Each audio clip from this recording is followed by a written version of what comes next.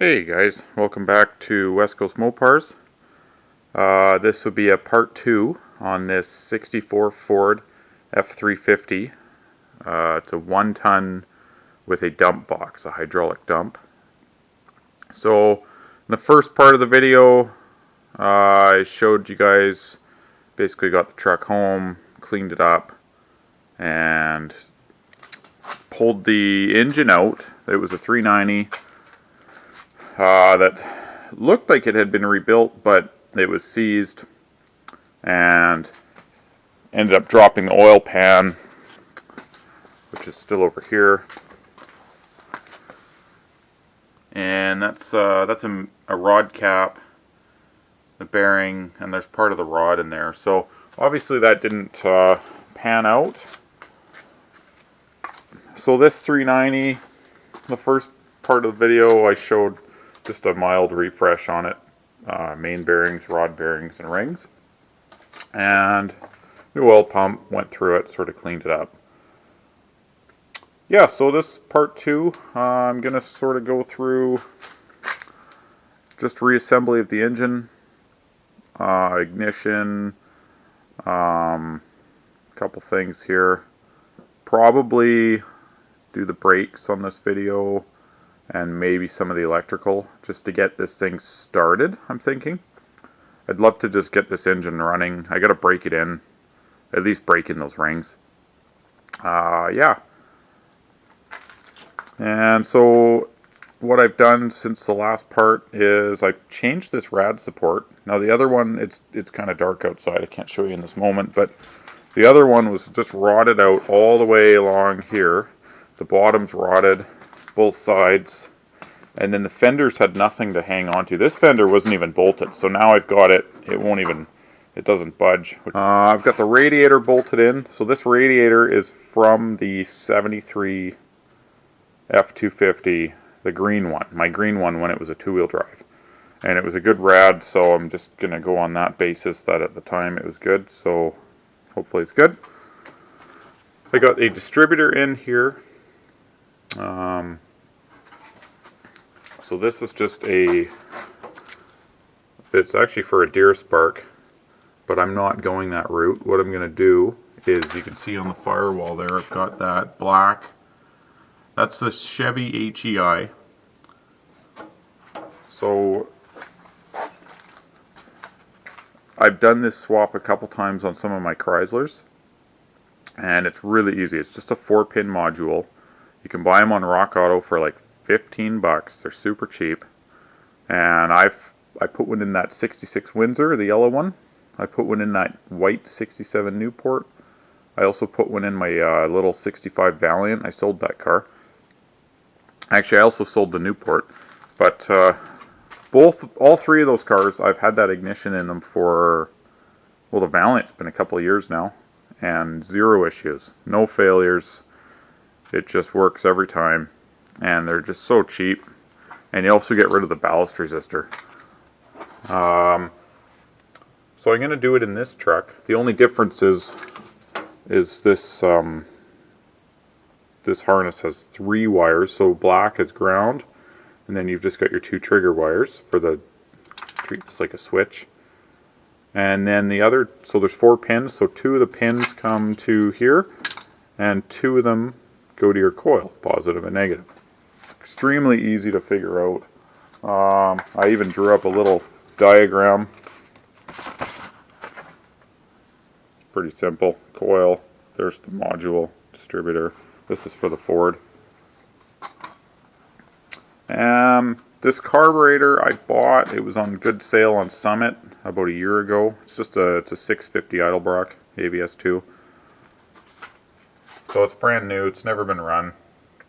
I'm just going to use it on this project. What else? I've got some pulleys to put on. I've got to put the fan assembly on. I've got to figure out an alternator. I think I've got one upstairs for a Ford. I've got the manifolds on. I'm just waiting for the donuts to show up. I've got to do plugs and wires. I've got to order a shorter oil filter. The stock oil filter for this one, I've just got a Baldwin here.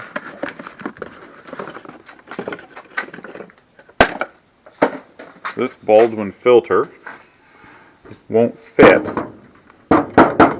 down there with that inner fender, and I don't really want to cut the inner fender to make it fit. So I'll probably go and search for a short, like a stubby oil filter that'll fit down there. I've got to hook up the fuel lines. I've got to tackle this atrocious wiring. That's one thing I've been sort of not putting off, but oh man, this is going to be interesting. So right now, oh, I've got to put the starter in too. It's laying on the floor down there. Right now, this is the positive, and it's just bolted through to the rest of the wiring harness. You know, there's just all kinds of weird stuff. They've crimped on female terminals for whatever reason. Then here, this plug-in is for the voltage regulator. They've just got all kinds of butt splices and cut wires. Why are these cut? Where were these going? What's going on here? There's another butt splice with some wires and zip ties, and then the voltage regulator, which I'm using as a part of the hood prop. It's just been busted off. I have no idea what was happening under here. So unfortunately, the wiring is going to be a time-consuming nightmare. You know, there's more butt splices here. There's just wires hanging everywhere that have been hacked and cut into. There's this other harness. I think this is the headlight harness. But again, it's just a mess of stuff that's been cut and zip tied and wires added. Like, where did this go? So, yeah, that's gonna be, that might be a whole part. I don't know, a whole, you know, rewiring this thing. Who knows what the heck they were doing? But, anyways, that's where I'm at with the engine. Got to get the rad done.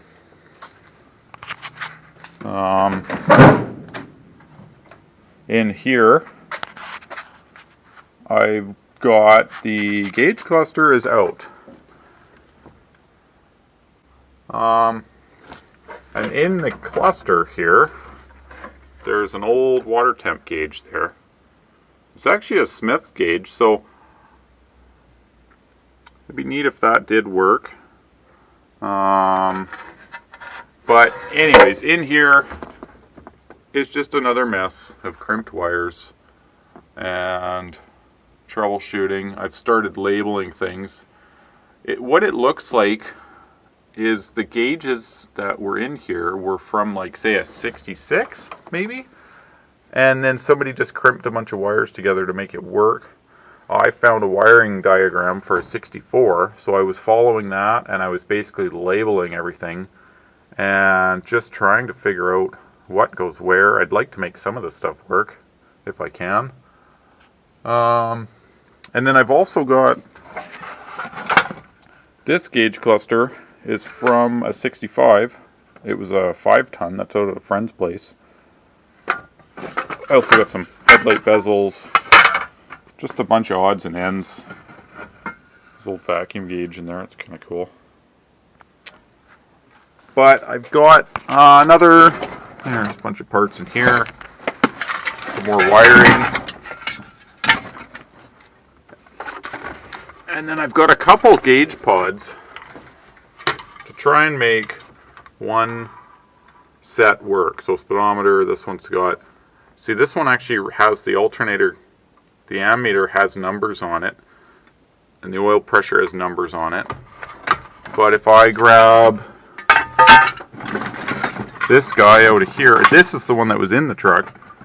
It says generator and oil, so those are just dummy lights. And I think this is the one from the 64. This is the one from this truck. That other one is from the 65. So, or it could be a 66. So I've got sort of a mess of a project in the cab here. I'm basically just ignoring this for now. And we will get to it when we get to it. The focus now is just to get this sort of assembled, ready to run, And then if I can just get, basically, I just need a switched 12 volt source for that HEI, or for the coil. If I can just get it to the point where I can run it, the only power needed is for the ignition. So get it so you can run it, break that engine in, then I can go and focus on the wiring and cleaning all that up. So yeah, that's where I'm at with the truck, and I'll keep you guys here as I go along through it. Okay, so I got the grill separated from the header panel. The worst of it is kind of right here. Tore off of this area. I'm probably going to pull these bezel, or these turn signal housings, and I got to pull this headlight bezel off. I do have better, I've got nice headlight bezels that I've scavenged from another truck. Same with headlight buckets. These ones are not horrible. I'd really like to somehow save this aluminum grill. I really like the look of it. The other grill I have, it's just steel, I think, and it was painted black. Anyways, it's behind the shop. I don't know if I love it. I kind of like the brightness of the aluminum, so I mean, when you look at the rest of the front end of the truck, it's not like it's a show truck. This does not have to be perfect, but probably better than, you know, kicked in and ripped. I put this pan back on, this lower pan, bolted that down. The fenders are actually bolted to the rad support now. Before they were just, it was so rusty here that they had just fallen off. They were swinging around. But like I said, you know, this fender, I don't know why I'm stressing about making a grill nice, but at least nicer. Anyways, I got this header panel bolted to the rad support. This fender, same thing. It's this poor truck just got banged around a bunch. Unfortunately over here there's nothing to bolt this to, so I'll probably just end up doing some spot welds down the road to just sort of hold it in place. We're not going for restored. We're just going for, you know, cool old 64 Ford 1-ton dump box 390 4-speed driving around. The other rad support had sort of these big brackets here spot welded to it. This one just has holes here, so I've got it right now. The rad, it would sit about here. It's a little far from the fan. I'd like to bring it out closer. So outside I've got the other rad support. I'm going to drill the spot welds and then probably weld it to this rad support, just those brackets. Or I could just make something. I might do that too, that might be simpler. But anyways, that's where that's at. I've got all the fuel line now to hook up the fuel system. So I just needed a starter relay in here to get started. This harness came with all those parts I bought. I think it's out of a 63. So I just sort of ran it in place. At least the wiring in this harness is the right colors. Everything sort of lines up, and it hasn't been totally hacked. So I'm going to start with that as the base. I've got a wire in for an alternator. I've got this alternator here. I don't know, it's a mystery one. It was upstairs. Maybe it works. No worries if it doesn't, because it came with this harness, which has the modern plug, or 70s plug for a voltage regulator. I'm going to try and utilize that. A lot of sort of boring wiring talk right now, but that's sort of just where this is at. Basically, I need to find a switched ignition source out of the key to run the coil so that my HEI will work. And I need to figure out charging system. Okay, these are those brackets I was talking about. They were on the other rad support, and I just drilled, you can see there, I drilled the spot welds, and I've just got them clamped in place right now. But that brings the radiator way closer to the fan, which is perfect, because otherwise I was going to have to get a bunch of extensions in there to try and get that fan closer. Right now, it's probably, I'd say a good 1.5 inches away from the fan, the radiator from the fan. So that's fine by me. Any closer and you run the risk of bad engine mounts and the fan blades hitting the rad.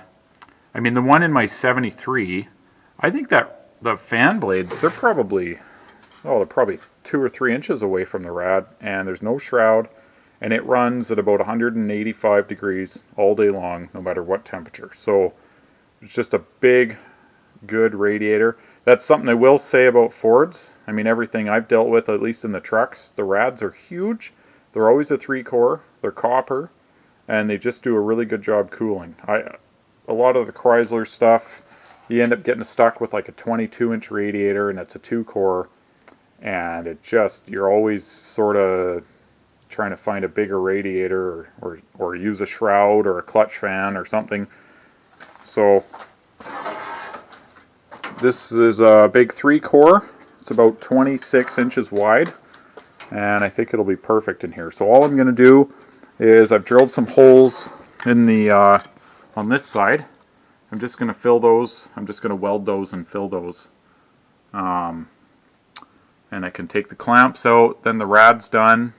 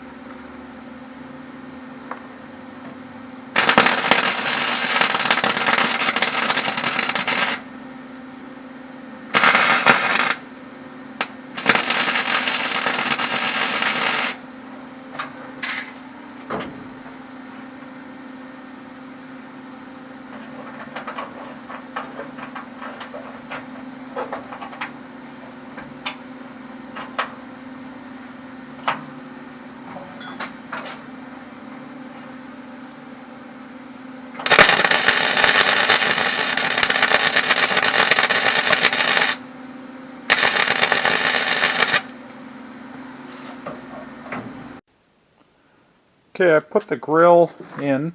This is not the grill that came in the truck. This is the one that I bought from the guy down south. It was black. I just spray painted it. It's actually that chrome paint. This one's a little mangled too, but it's not that bad. It's a lot better than the other one. And then it's just, here goes the turn signals. And I've got some nice headlight bezels. It's a little crinkly on the bottom edge there, but no big deal. I got the header plate in that says Ford. I got a good hood latch. I never had one on this truck, so this also came from the guy in Duncan. I had this flex fan. Hopefully this thing doesn't come apart. They got a bad rap for flying apart at the rivets, but it was upstairs on my shelf of parts. And I ran the fuel line. I don't know if I'm going to keep it there. I don't love this route. It's kind of, we'll see. Once the plug wires go in, maybe it'll sort of stay over here. I just didn't want it getting too hot, and I didn't want this, these plastic filters are, again, they have a reputation for melting, but at the same time, it's kind of nice with that tank behind the seat, when it's full of rust, to have a clear filter. You can see exactly how bad it is.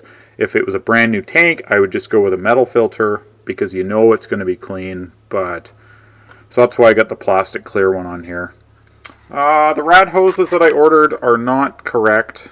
I ordered them for a 73 Ford with a 390 because this radiator and this engine are from that, but I didn't take into account that the rad is actually closer, well, it seems like it's closer to the fan blades. Anyways, the hoses don't work, so either I got the wrong hoses or something happened. And I just ran into town and grabbed some new exhaust studs. The other ones were stripped completely, so that's for the passenger side. And then I splurged on the copper line for the oil pressure gauge. Normally you have the nylon line comes with the gauges. This gauge in the truck, it was already there. The nylon is gone, but the oil pump, or sorry, the filter housing on these trucks is down here. That's the nipple for it, and right there is the exhaust manifold. So I'm either running it up and over the engine, or running it over in this way. Regardless, I don't want the nylon line that close to the heat, so I splurged on the copper. I want 25 bucks now for this copper line. That's just crazy, I think, but oh well. And yeah, so I'm just putting the rad together right now. I've got the donuts. I ordered some stuff from Rock Auto. I've got these exhaust donuts here. I'm just putting those in. I got the driver's side done already, so I'll put those studs in, put the donut in this side, and then I'm going to actually pull the distributor back out and I'm going to run that copper line up to the gauge, and then I'm going to prime the oil pump with a drill down through that Allen head drive, and hope and pray that the drive does not fall down into the oil pan. That is the worst thing about these FEs. That design is super easy for that Allen head, or I guess the drive for the oil pump, to come up out of the oil pump and fall down into the oil pan, and then you got to drop the pan and get it out of there. Okay, I put in some Shell Rotella 1540. It's got a lot of zinc in it, so I use that in all my old cars. And I mixed in some of this Lucas zinc. It's an engine break-in oil additive, so I use this. I used it in the Fargo here when I did the 440. Used it in my Dart with the 340, and I'm using it in this 64 Ford. It's great for, you've got all your break-in oil, and I put assembly lube on everything, but it's great to use just for extra security, basically, when you go to break something in. And get that out of the way. This gauge, it was in my Valiant. It's sort of funny. It does work fine. It does read accurately, but it's kind of glitchy. Like it's hard to explain, but you'll see once I put the drill on. So what I've done is I've just got a socket extension down to a 1/4 inch socket which is on the oil pump drive. Okay, and now I'm just gonna run the drill in reverse because Fords they spin counterclockwise at the distributor. So you run the pump in reverse, or sorry, you run the drill in reverse to prime the oil pump. So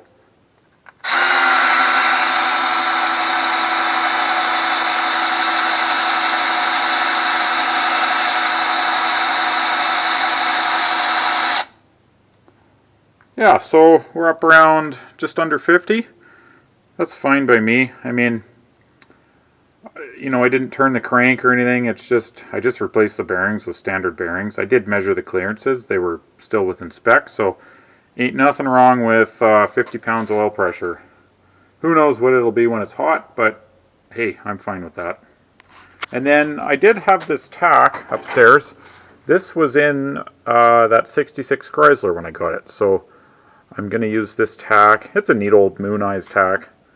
So I'll put this inside at a later date, but thought I'd bring it down when I brought this gauge down. Okay, I've pulled the old Ford out of the shop here. I've got something weird going on. I think my rod bearings are something's going on with them because I can't rotate the engine. Well, it'll move, but it's extremely stiff. It's not hydrolocked. I pulled the plugs back out, and there's no reason for it to be hydrolocked because there's nothing in the cylinders. But, yeah, it's extremely stiff. And I did notice when I had assembled that 390 that it was quite tight to turn. But I did use Plastigauge on 2 of the rod bearings, but not all of them. So I did a little reading, and it looks like a couple guys have been having problems with rod bearings coming new in a package, like standard bearings, and having one bearing that's oversized. I read a couple guys had that problem. I didn't Plastigauge every single one of them, so I'm wondering if that's the issue. But rather than laying on the ground, dropping the pan, having no clearance and fighting with it, and pulling all the rod caps, I decided I'll pull it out of the shop, pull it around here, and put it on the hoist here. So I've raised the hoist. What I normally do is I'll pull it with the tractor, and I'll drive the tractor underneath the hoist, disconnect the truck right about here outside, and then put the hoist down and pull whatever vehicle on the hoist from the other side of the shop, and I can just drive the tractor out the other side. It's a little bit time consuming, but I normally do everything by myself, so you sort of figure out ways to do things on your own. But I'm just going to use the tractor here, pull the truck that way towards the garden, and then I'll either use the tractor to pull it backwards all the way over here towards the Ford, and then drive it straight in. That's probably what I'll do, because I don't think it's pretty tight right here. I don't know if the camera's making it look bigger than it is, but my yard's pretty skinny, so trying to do a U-turn in that thing straight into the shop, it ain't gonna happen. This thing does not have a good turning radius, and even if the front end made it in, it's just gonna get caught up on the doors. I couldn't even get that little Falcon in that way. It was a bit of a 30-point turn with a car that doesn't run. So normally when I park something, I pull it up there, and then I back in all the way over here, and then I drive in. So it's just the way my yard is designed, and it's what I got to do.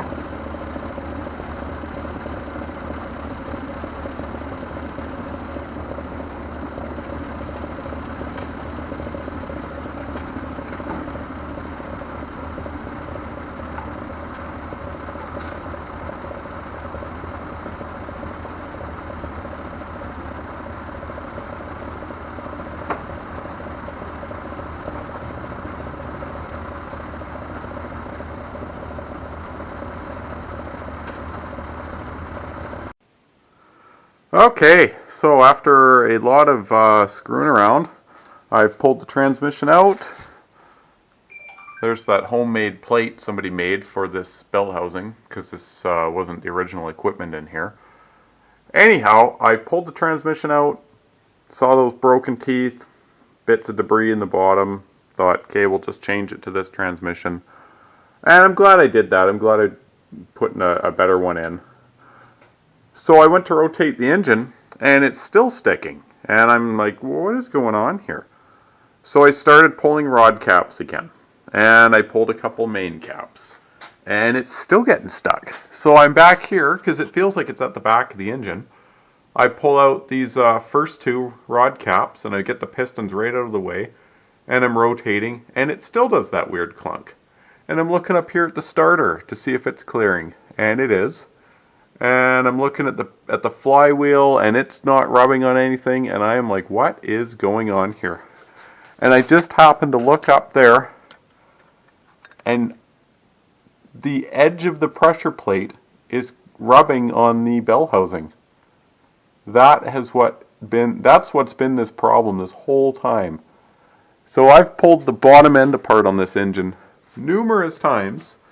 And if any of you guys are like me, I mean, I'm pretty patient. I can put up with a lot. But when you pull a bottom end apart over and over again.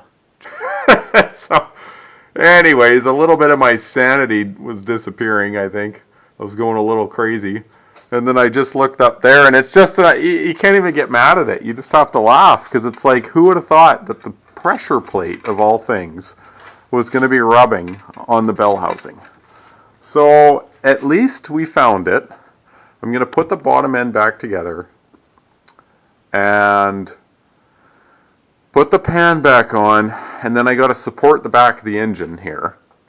And then I'm going to pull the bell housing off, and I got to pull the clutch off. And I'm probably just going to clearance the bell housing, because I don't want to have to then, if next time if I'm in there and I get another pressure plate and I'm trying to remember, what do I got to clearance it, I'll just clearance that bell housing. But anyways, I'm glad that I finally found something going on, because this was just sort of, you just want to pull this thing out into the bush and just park it in the weeds and say screw you and move on to the next project. I mean, it was just starting to really get to me. Okay, now this is the other transmission that I had. It's actually in really good shape. It looks like somebody's gone through it before, and they've changed the output shaft seal. There's some RTV. It looks like it's been gone through. So I pulled the drain plug thinking there was oil in it, but there actually wasn't any. Now I'm an idiot, and I left it outside in the rain, apparently. So all that came out was water. But aside from one spot that just was a little, maybe I passed it, right here, just was a little bit gummy. I've just been cleaning that up, sort of tidying up everything. But it spins nice and free. I put it in each gear and it spins fine. Actually, I think it's in, I don't know, third or fourth right now. But yeah, everything's spinning down there. There's no chunks of metal on the bottom. Alright, transmission is out. This is it here. Now I've pulled the output shaft housing off, because this one has the spot for the speedometer cable. Now the other transmission doesn't have that spot on the housing, so I'm guessing this was actually out of a 4x, because this is it here. And it's just a bare housing. There's no spot for the speedometer. So on my high boy, the speedometer goes to the transfer case. So yeah, and then I just put this gear on. This was on the other one. This is for the speedometer. So it's got a snap ring, the gear, and there's a little ball bearing under there that sort of keeps this from spinning. And I'm just going to use the other housing on here. And then on this part here, this is the drum. This is the output yoke, but this is the drum for the parking brake. And it looks like they just welded it. Somebody, or maybe that's factory. That could be. I'm not sure. The welds actually look pretty clean. Not like somebody just came and scabbed it in. So I'm going to use this. I'm going to put this on my lathe and probably just run the lathe over this and clean it up a bit. It's pretty crusty. It's got some pretty good pitting. It's probably not going to work well with the parking brake. The parking brake is in rough shape. I don't know where you get that lining on the inside there. I mean, it's pretty good on the outside, but then on the other spot, you can see here, it's just gone. So I'm going to run that on the lathe, clean that up. I'll put this, swap this housing, put this yoke on this transmission, and it's good to go back in, I think. Okay, I pulled the bell housing off. I've just got the engine supported under here with a block of wood and a piece of steel going across the springs. Yeah, so there it is. You can see right there where it was just grinding and rubbing when I was turning it. So there's 3 of those spots on this clutch for sure. There's one there. And then it also was rubbing a little bit sort of there, just on those little bumps. And the only spot that it's rubbing on this bell housing was right there, just by the clutch fork. So I'm just going to take a grinder and flatten this out, because no other spots was it rubbing. So I'll just flatten that out. And then while I've got it apart, actually I had put this together. This is sort of a homemade bracket they'd made for the Z-bar. And that little sort of nut there, welded on there, is what they had the Z-bar riding on. But it's so shallow, so there's not much there. It's maybe like, realistically it's like 3/8 of an inch. So I think while I'm at it, I'm just going to make that longer, just so you know that the Z-bar is not just going to pop off while you're driving around. Because, you know, I'm seeing a lot of stuff that these guys did, but I don't know, you know, with the transmission the way it was, how long did they really drive it the way it was? Did they just beat on it and it fell apart, or what? So, you know, who knows if that bracket had much drive time on it. Did it really work? I don't know. I'd feel more comfortable if that was a bit longer. Okay, I just hit this with the grinder. Just sort of clearanced it there. It's more of an angle now. It was sort of sticking straight out before. So we'll put that up, see if it clears. I don't want to go too far. I don't really want to burn a hole through that corner. But okay, I got the rod caps, or all the rods, sorry, and mains are torqued again. The engine is spinning freely. The clutch spins freely, and I'm just putting this, this is the other transmission, so I'm just putting this in place right now. This transmission jack has been a lifesaver. I used to set up like some angle iron across the ramps here, and then use a piece of plywood and a floor jack. And I mean, it worked, but definitely a little sketchy sometimes. You get the whole transmission rolling around on that tiny little base of the floor jack, or whatever that is. So This thing's been great. I did use a strap around it to get it up to this point, and now I just sort of let it off so I could roll it around and get the splines to line up. So the splines are in. I'm just bolting down the transmission now to the bell housing, and I'll put the fork back in, put this PTO back on. I'm just going to clean it up a bit first, probably just some brake clean and make it look prettier. Alright, I've just been picking away at this. I've got the transmission in, the clutch fork. I actually had to cut it there. I don't know how they ever had it clearing that little K-member, but it just rubbed on it when I put it back in. So just sort of clearance that. So that's back together.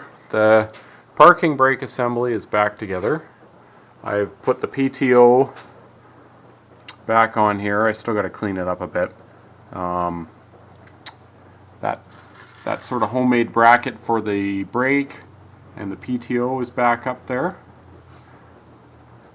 And I put a new starter in it because I had ordered one anyways. I just had the other one in there just to see what if it would spin over. So there's a new starter. And I got the drive shaft back in. The steady bearing is a little so-so. Hopefully it lasts. I did manage to get the rad hoses on. These were ones I had ordered for a 73 Ford pickup, and so I had to cut them quite a bit to make them fit, but those are good. Distributor's back in. And now the mufflers, I've actually got, I was going to sell them, but I decided I may as well just use them. I've got them here. I've got these old Thresh mufflers. You know that guy with the bird? These were on that 66 Chrysler. They're a 2 1/4 inlet outlet, which is perfect because that's the pipe size on this truck. I was just going to sell them for 50 bucks or something, but I figured why not just use them. The reason I took them off the 66 was the drone was so bad, but I think that's because the trunk space is so big in that car.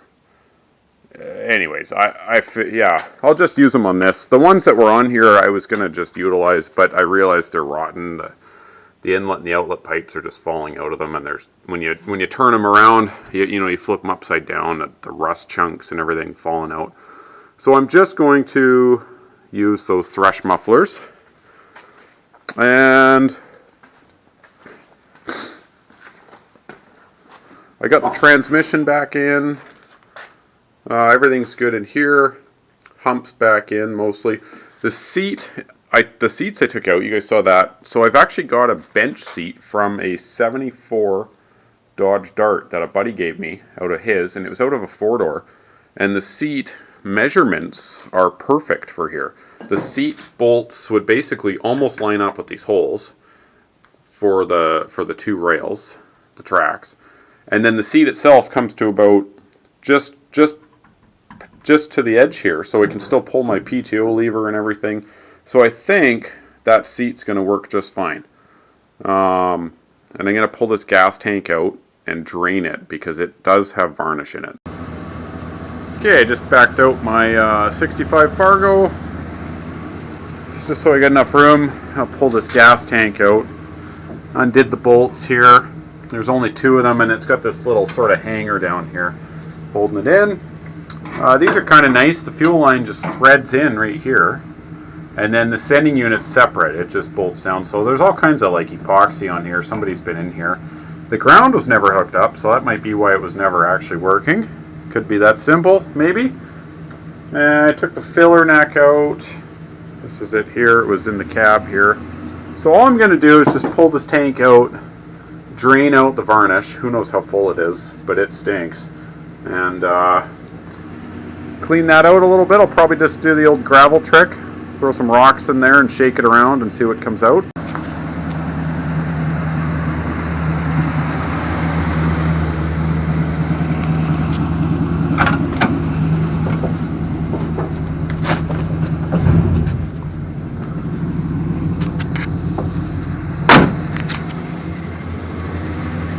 Sorry, sidetracked. Beautiful truck. I love moving that thing around, and it's such a neat truck to drive around. Gets a tons of attention. Very happy I got it back in the family. If you guys haven't seen that, it's an earlier video on that truck.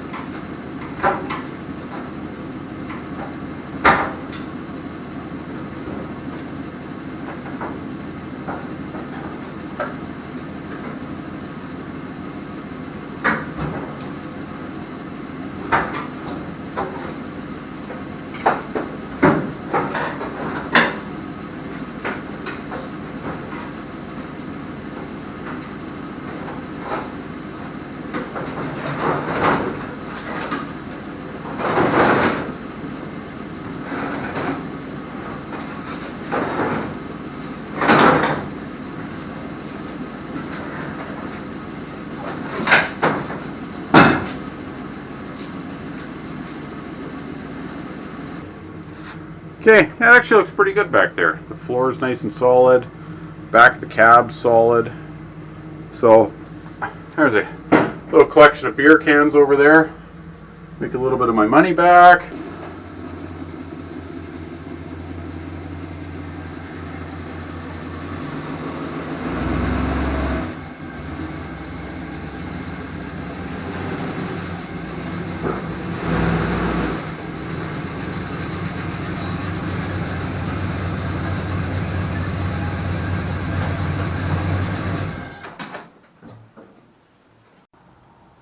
Okay, this is the one that came out. It actually looks pretty good, but it's one of those aftermarket ones where you use an aftermarket gauge. And it's, I don't know, I never seem to have much luck with these, and I don't think the angle is right.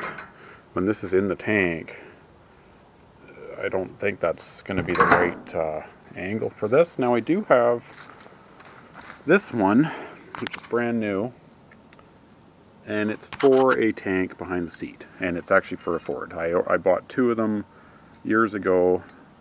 I was actually trying to figure out something for that Fargo because I got a tank behind the seat, but not realizing that the Dodge tanks don't use a similar sending unit. So anyways, this one's for a Ford. I've got a new gasket.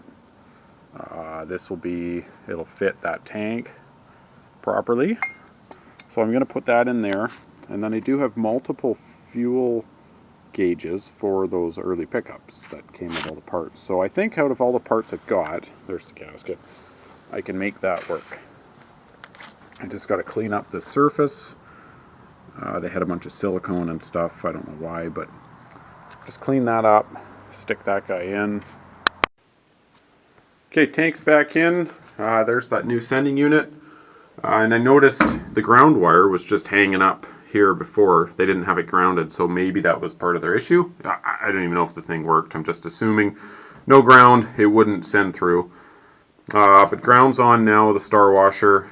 That's the sending unit wire, but that goes back to this aftermarket gauge here, hanging there. I don't know if I'm even going to we'll see if that thing works. If not, I'll hook it up to the factory gauges, but chances of that working are slim as well. But at least we're trying. This wire, I don't know where this goes. This was hooked, this was this one. I just snipped it so I could get the tank back in. But it goes, it comes up here. Part of this lighting for the cab lights. And then goes down through the floor for some reason. So I don't know where that goes. I'll have to splice that back together. But fuel line's in. And then I'm just going to hook up the fuel neck here. So just a piece of rad hose, just a leftover scrap. That can go on to the filler neck here. It's the right size, and it's the same length, and then we'll put the neck back in the cab. So here's the seat. This, like I said, came out of my buddy's Dart. I think it's a 74. It's a 4-door, which works well because if it was a 2-door Dart, the seat back here would have been a split. So it would have folded forwards on each side, but because it's not, it's just a regular bench seat, which actually works well. And when I measured it, looks like it'll fit perfect in that cab. So my buddy, different guy, different friend of mine, he's a motorcycle guy, but he does seat upholstery as well. So I asked him about redoing this in black, and he said no problem. So a little bit of new foam here on the driver. This is the driver's side here. A little bit of new foam so I'm not sinking down. And that's the driver's side seat back. It's just flipped over sort of. But yeah, I think that'll be a perfect fit. Good use of the seat. It was just sitting in the backyard. Okay, there. Now, without, it's not bolted in or anything. I've just sort of got it mocked up. I've got some 2x4s underneath the front. It was sort of tipped down. So I'll have to build probably some little piece of angle iron under here or something and make it sort of sit like that. But I think this will work. The seat's way lower now. You can actually look out the window. I mean, if you wanted to look back there. It's a good width. It's about the same on the other side. It's pretty much centered right now. I think that will work. And it's soaking wet because it was sitting in the rain. So I'm just going to throw my hoodie down on there and get an idea. Oh, that's perfect. I'm not too low, I'm not too high. Get your foot on the pedals. No, I think this will be perfect. You're not sitting too far to the left or yeah, and it's actually pretty comfortable. So those other seats, they were sitting on such a slope that you know, your whole thing on the camera, like, you know, you're just looking like that instead of straight. So yeah, I think that's perfect use of this old Dart bench seat. Okay, and with that new voltage limiter in the dash, I'm just going to bench test the fuel gauge, and by bench test I'll do it in the vehicle. If you guys haven't done this before, it's pretty simple. You just take the sending unit wire, take it off the sending unit, and you just want to ground it. So I've just got a spot here that's got some bare metal in the gas tank right here, the bolt. So you just ground it, and then you will look in the gauge cluster. There's the fuel gauge on the top left. I don't know how well it's picking it up with the reflection, but you just want that, you'll see it move. And you got to do it with the key on. But you don't want to hold it there. You don't want to hold it and have it pegged to full and hold it there because you'll burn it out.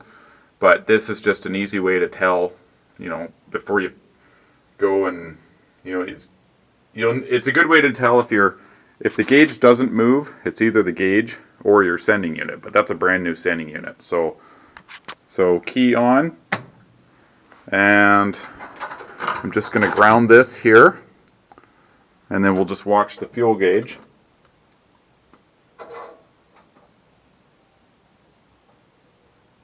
You see, there it goes. So that's it, and then I just take the wire off and back on the sending unit. So that's all there is to it, but that's good to know that the gauge works. Okay, I've just been going through the wiring here. So it turns out this one on the far left, they're both cut here for some reason.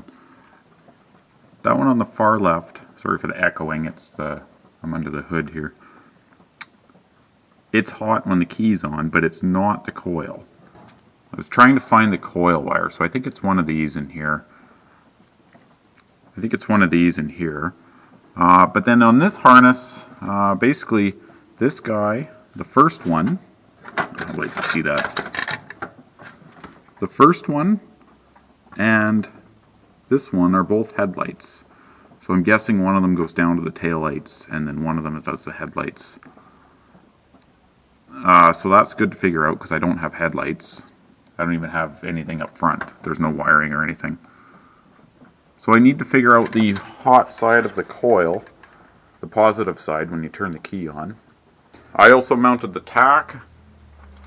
This is a Moon Eyes tack that it was in the Windsor when I got it, but it wasn't hooked up. It was just mounted to the steering column. And I mean, that Windsor has like 276 gears. I thought you'd never even get above 2 grand. So it doesn't really need a tack, so I decided to mount it here. What was mounted there was just this other bracket.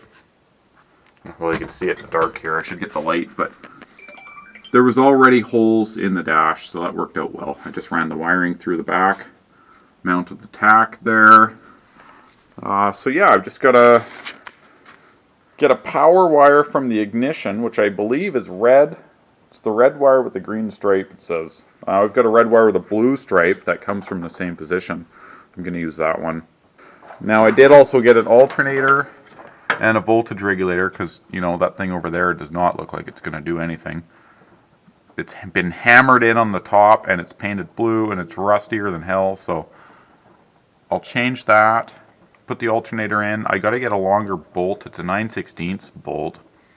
And I don't have anything long enough. I went to the hardware store and they don't have anything.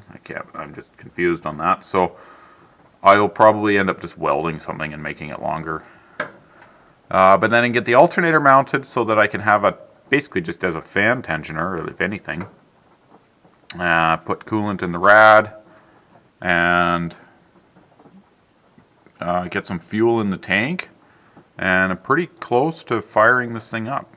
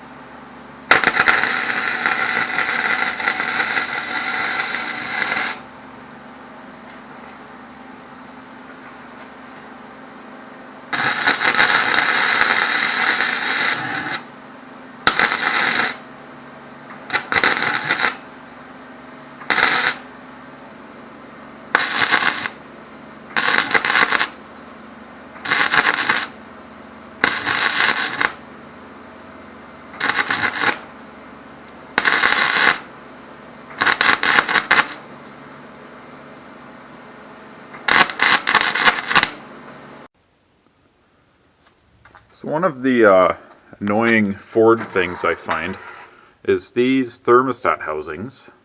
This is a replacement, but this was the original. They are extremely weak. So when you look at the side profile, it's very low, and all they did was put a little rib there to try and stop it from breaking. And unfortunately, they break extremely easily. The one on my green Ford, it's also a 390. It had the original one, and the problem is you go finger tight, and of course it's, you know, dripping a little bit of water or something, and you just try and just torque it down just a little bit, and it breaks. You hear this thunk or a pop, and it breaks. What a piece of junk! What a bad design. I mean, for something that you know you're going to have to remove, change the thermostat, put back on. You'd think they would have built them a little better, but maybe it's just because it's old, it got heated up, cooled down a million times, I don't know. But anyways, I bought, I get these ones online they're from MotoRad,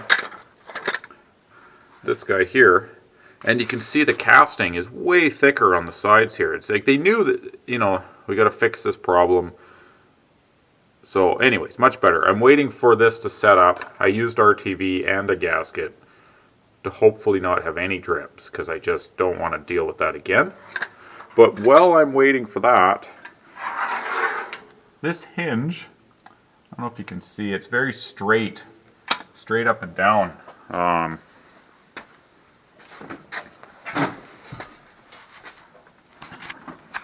It's very straight up and down, like here, and it's not supposed to be. If you look at that side, I don't know if you can see from over here, it's got more of a bend to it. So I don't know what's wrong with this hinge, but when you try and put the hood down, it just basically folds in on itself over there. See, this side's fine. This side, you can see that sort of 90 degree there, comes down, kicks over. That side doesn't do it. It goes up straight.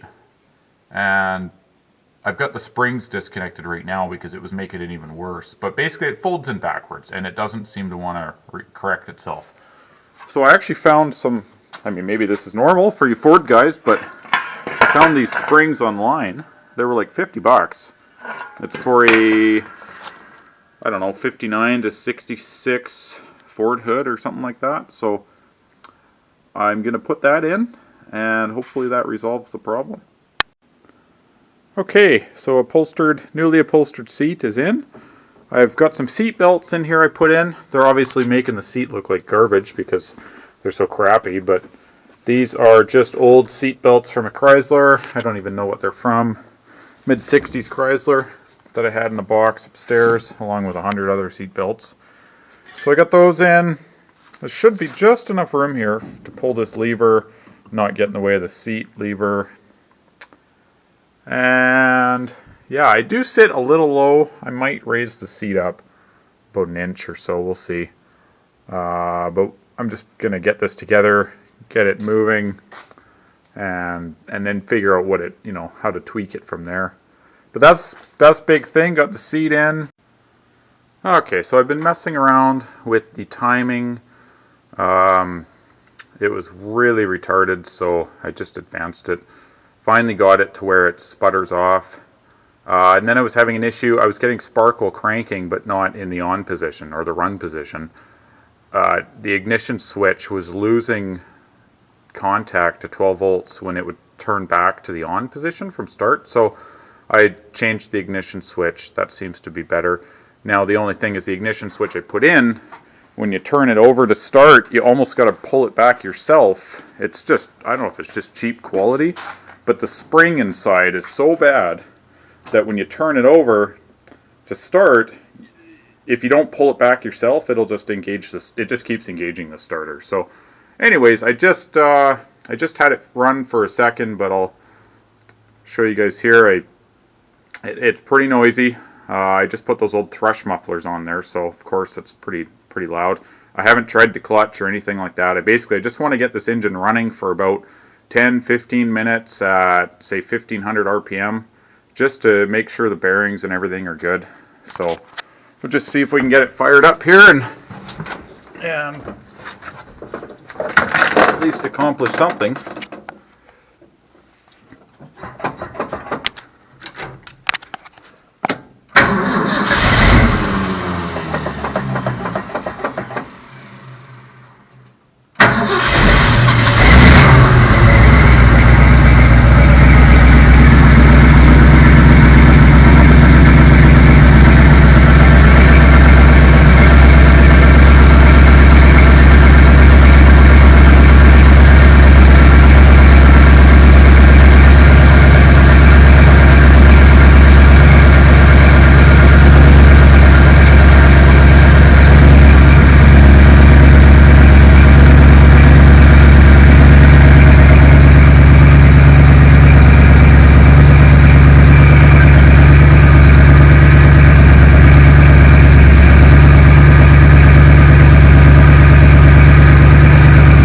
To set the timing, I think it's 6 degrees, and also probably play with the air fuel mixtures.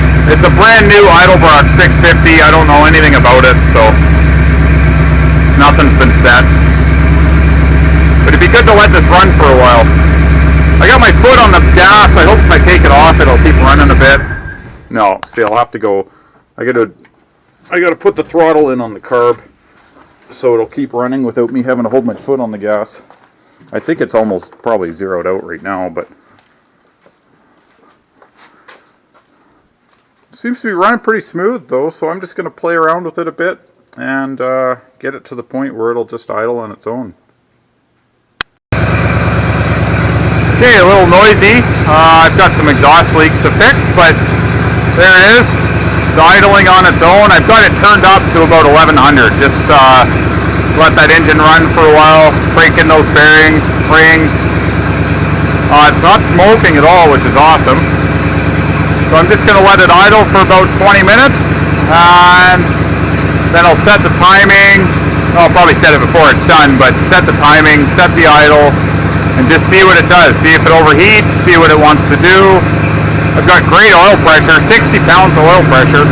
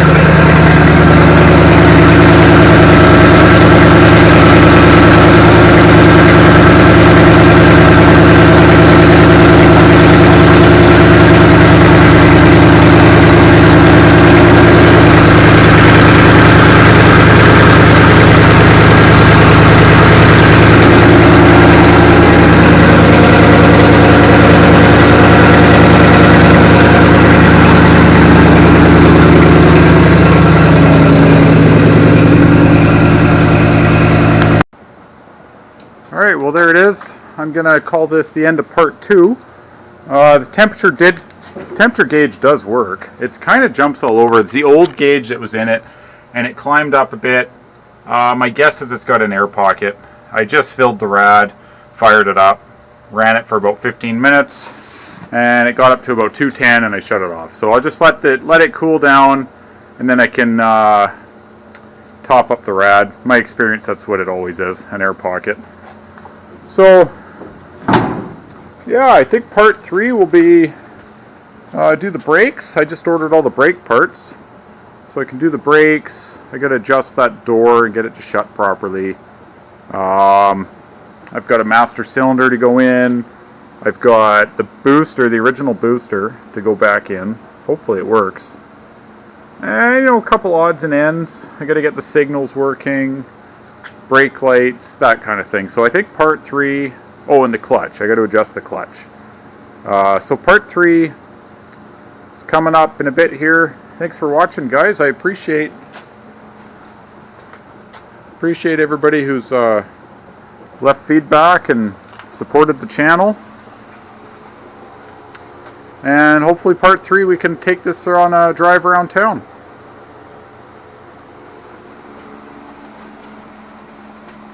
Right on. Thanks, guys.